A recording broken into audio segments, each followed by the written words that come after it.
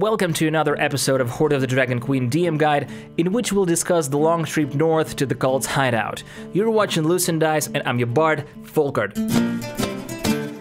The most brief way to run the next part of the campaign is to try and fit all of the chapter 4 and 5 into 1 or 2 sessions.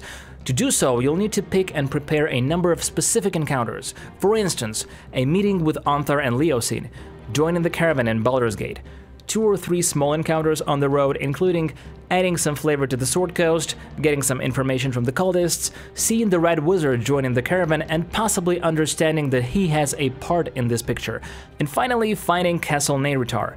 Basically, these are the most important points of this chunk of the story. The opposite extreme would be including every day of traveling, every stop, be it a city, a settlement, or a minor landmark. For instance, stopping in Burdusk for the night, meeting a random druid circle while passing along the Reaching Woods, getting robbed by a gang of bandits on the way to Elturel, spending 2 hours on drinking games in the Pair of Black Antlers, sailing to Baldur's Gate and doing a 9-hour session with just the notes on the city landmarks, some beer, and a lot of improv, including getting revenge on those bandits, ordering an assassin's hidden blade from the clerics of Gond, gambling to be able to pay for that blade, getting in a fight with the guild's kingpin, and so much more. Man, we played until 3 AM that night. Writing down detailed bios of 5 different NPCs in the caravan and spending 3 sessions to unfold them and run every possible encounter in chapter 4. As you might have guessed, that's the way I ran it. Which reminds me of a funny story. During that trip, a party's druid seeked out a 1,000-year-old elven witch doctor lady and bought a so-called galactic pastry. Even though he was after some extreme experiences, he first decided to test it on a random deer. An animal tasted it, and the druid witnessed the depth of the universe in its eyes, as though it has been granted some unimaginable sacred knowledge. The next moment, the deer made a few leaps in the air,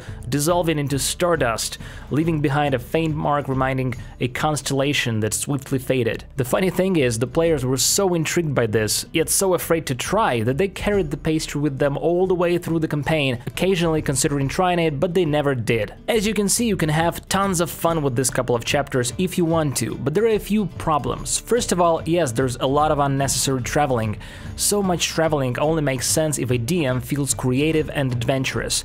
All this, Elturel, Baldur's Gate, Waterdeep are empty spaces with not enough meaning to be included in the actual gameplay unless you fill them out with content. That means that you will have to spend quite a lot of time doing that. To address that, it's a fitting place to apply other source books or wiki. For example, if you grabbed a Sword Coast Adventurer's Guide when it came out, hyped about putting it to good use, but then totally never used it, this is the time. It has just the right amount of flavor to add to the surrounding territories on the way north: the Fields of the Dead, Dragonspear Castle, Troll Claws, or Daggerford. I also heavily, violently used Murder in Baldur's Gate module, specifically its setting part, to fill out the 9-hour session in the city. Now though, you can use the recent Descent into Avernus module for the info on Baldur's Gate. Another problem is, while we had a lot of fun in the process, on a big scale, I think I've bored my players to death to the point when some of them actually forgot where they were heading to. I don't really regret it, because eventually the parts that were written by me ended up being favorite parts of the campaign for my players. But then again, it only means that I have failed to adapt the module for my group well enough. It means that you have to find your golden mean. The only sane way I can help you is to go through those most necessary, in my opinion, events, and then you can add on top of that as much as you like. Before I start, be sure to check out my DM tips video, so I won't have to repeat myself too much. First of all, determine the goal of this trip story-wise. I think it's getting on board with saving the world idea, getting some fresh piece of information from the cult, and obviously arriving at Neyritar, a meeting with Hoard and Leosin. Honestly, it doesn't matter where it occurs. If you followed my advice to combine chapters 2 and 3, it can just as well occur in Greenest. Second, why not use ranks and the renown system from the DMG? I think it's pretty neat. Joining the caravan. Again, it can be done anywhere in time and space. There's so much calculating the days in the book, which honestly seems overly complicated for no apparent reason. Adding some flavor to the Sword Coast.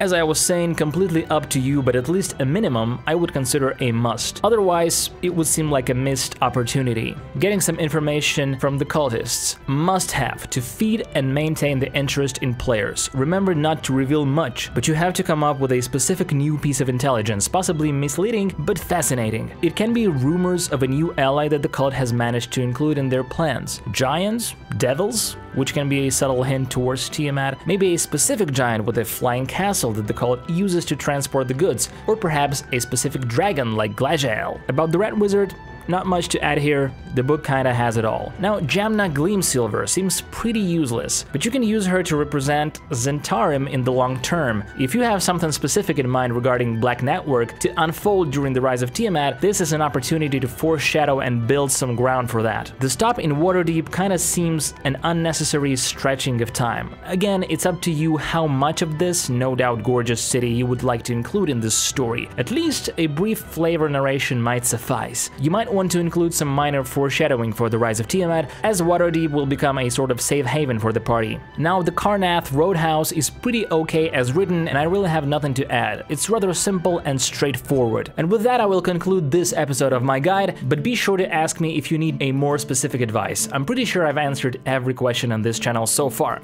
If you want to support this channel and see better and better content, you can do it on Patreon. Just $1 a month can make a huge difference and help me afford all the software and hardware I use and simply pay the bills. An even easier way to support this channel is to subscribe, hit the bell button, and leave a comment. And of course, to follow Lutes&Dice on Twitter, Instagram, or Facebook. Thank you so much for watching, and I'll see you in the next one.